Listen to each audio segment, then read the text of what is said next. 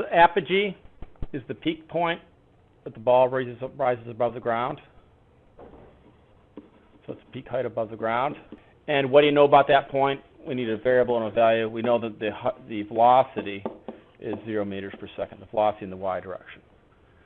An object that is just about ready to hit the ground, it's just reaching the ground, well, we know the height of that object is 0 feet or meters. Hi, Jane. What rounded values do we use for g on Earth? 10 meters per second squared or negative 32 feet per second squared. You don't really need a negative sign on this, as I'm really asking for the magnitude only, but it's okay if you have the negative there. We'll use that later. Units on this, you could use MKS or you could use US. Doesn't really matter what type you decide to use. If you look at our numbers here, we're going to have to make some decisions about numbers.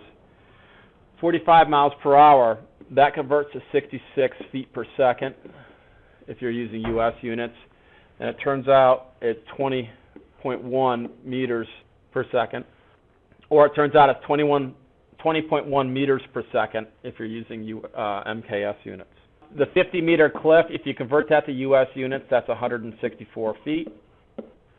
And I'll show you both the sets of numbers you'll see in a moment. To create a diagram for this, we're going to draw our axes first. So we have a y-axis, and here's our x-axis. That'll be the ground. Our cliff face is going to be up here, and this is up at plus 50 feet, and that's y naught. And here we are at time 0. Our ball is going to fly up and then come back down. Now, technically, this goes straight up and straight down. I'm just showing you a little bit of a curved path so we can disentangle our points here. Now, if you look down here, I gave you a point A and B on here. The apogee point B, point A. At the ground would be point B. On this, we know VYA equals 0 meters per second. And down below here, we know our YB equals 0. We're not actually asked to solve or anything at this point, but that's if you needed to. That's what you do.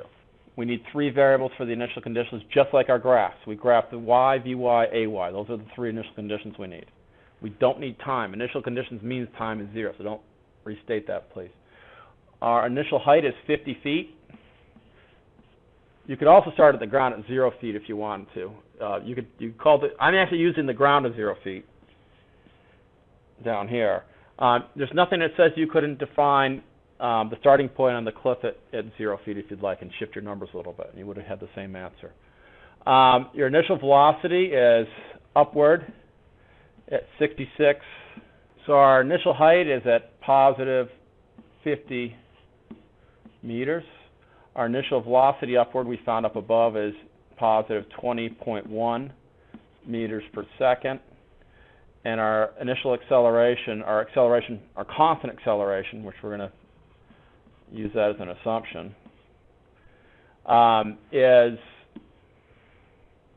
we're going to use for MKS units, we're going to use minus 10 meters per second squared. All right. If we're using US units, these same numbers would be, all right. Our assumptions that we need to make, we've got constant acceleration due to free fall.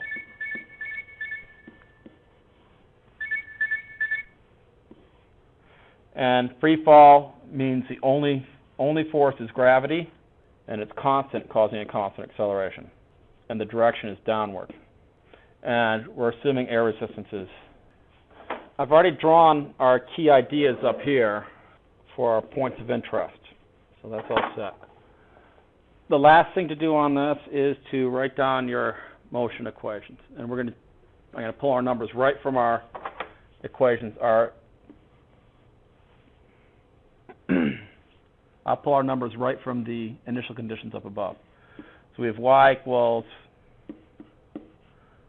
1/2, and I'm going to plug in my acceleration. The y is negative 10 times t squared, plus our initial velocity is positive 20.1 meters per second times t, plus our initial height is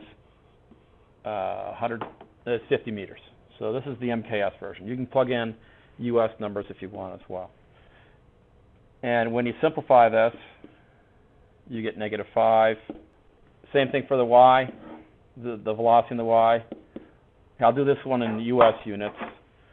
In US units, this one would be, and you'd use one or the other, not both.